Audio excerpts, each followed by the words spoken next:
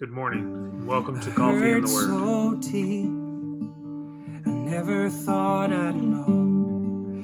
Is your light gone and darkness in control? Do you hear my cry?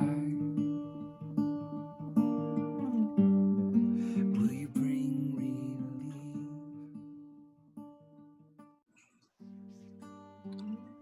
How long, Lord? Will you forget me forever? How long will you hide your face from me? How long must I wrestle with my thoughts? And day after day have sorrow in my heart? How long will my enemies triumph over me? Look on me and answer, Lord my God. Give light to my eyes, or I will sleep in death. And my enemies will say I have overcome him, and my foes will rejoice when I fall. Have you ever felt that way? Those are the words that David penned in the 13th Psalm. He was in a bad way. He was in a how long way. You've been there. I know you have. How long before I have answers? How long? Did you forget about me, God? I've been crying out to you day and night, and it doesn't seem like you hear. It seems like you're hiding. It's like you just left me here to wrestle with my own thoughts. And it feels like I'm not going to make it. You ever felt that way? Where do you go when you feel that way? You know, there's almost this sense of, I just quit. I just give up.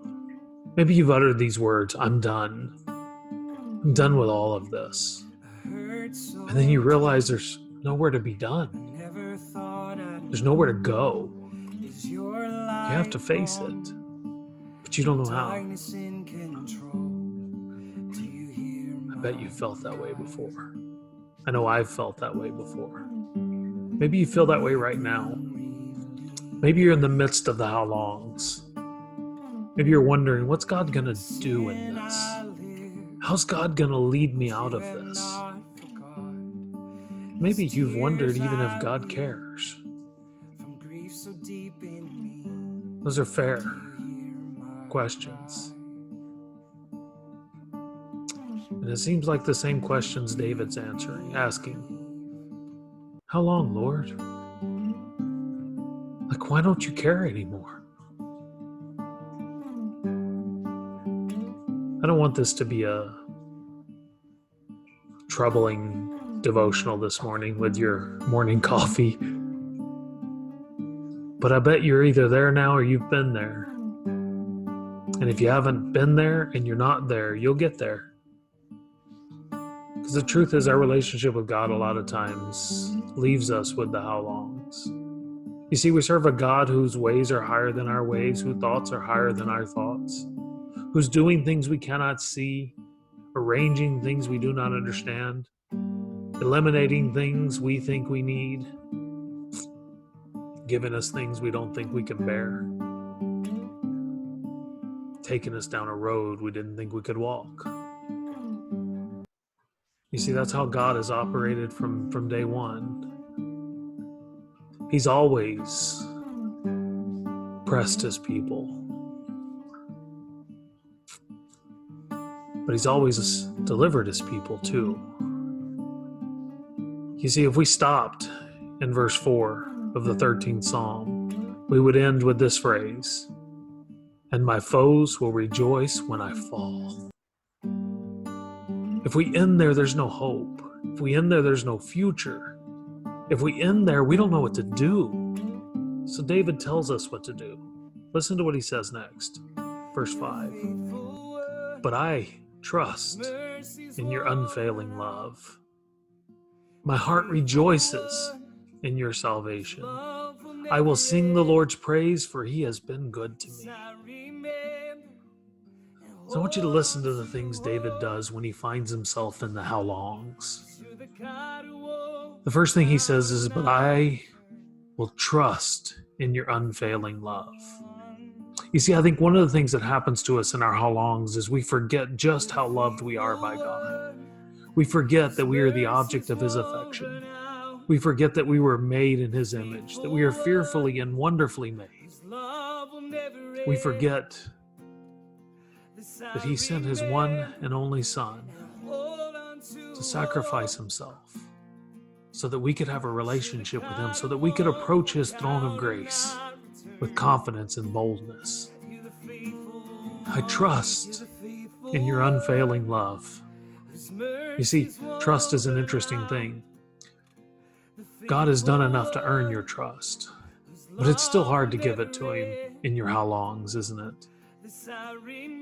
And so I'm going to give you a little hint about how to find that. Go back and look at all the times when you were really struggling in your mind, and how many times God sent something or someone or some text or some song in your path. But I trust in his unfailing love. Think about that moment on the cross when Jesus turned to those very people who had nailed the nails in his hands, who had mocked him, who had slammed a crown of thorns on his head. And listen to him utter these words, "Father, forgive them, for they know not what they do." The love of God goes beyond what you can imagine. You can't even comprehend the depth and the width and the breadth of it. A parent gets a little bitty glimpse of the depth of the love that God has, but even that doesn't touch it. And so David says, I trust in that unfailing love. I know that you love me. And since I know that you love me, I know that you have a way for me, even if I don't understand it. The second thing he says is, my heart rejoices in your salvation. I don't know how you're going to resolve this, but I'm confident that you will make a way. I'm confident that you'll deliver me. I'm confident that you'll pave a new path and you'll light a new way for me. And so I rejoice in your salvation. I may not see it now, but I know it's coming. I may not understand it now, but I know it's happening. And then he gives you another idea. I will sing the Lord's praise, for he has been good to me. Look back. Look back at all that God has done for you, for me, for others, for your loved ones. Look at his history and then sing his praises. He is a God that deserves to be glorified. He is a God that deserves to be magnified. He is a God who has never broken his promises, and he's not going to break this one. And so when you find yourself in the how longs, trust in his unfailing love. When you find yourself in the how longs, rejoice in his salvation. When you find yourself in the how longs, sing praises for all that he has done for you. And you'll probably run out of things before you run out of time. How long, Lord? I feel like sometimes he's just telling us just a little longer. Maybe he's even telling us, just waiting for you to turn the corner. I'm waiting for you to remember. I'm waiting for you to trust. I'm waiting for you to rejoice, and I'm waiting for you to sing. Because you know what God's gonna do. I pray that today you'll think about these things. And if you're not in the how longs, you'll put this in your memory bank for the how longs, so that when they come, you can look to the deliverer and find peace. Shalom. This has been another edition of Coffee and the Word. Thanks, You're the guys. See you tomorrow. faithful one, whose mercies won't run out. The faithful one, whose love will never end. And this I remember and hold on to hope. 'Cause you're the God who won't walk out and not return.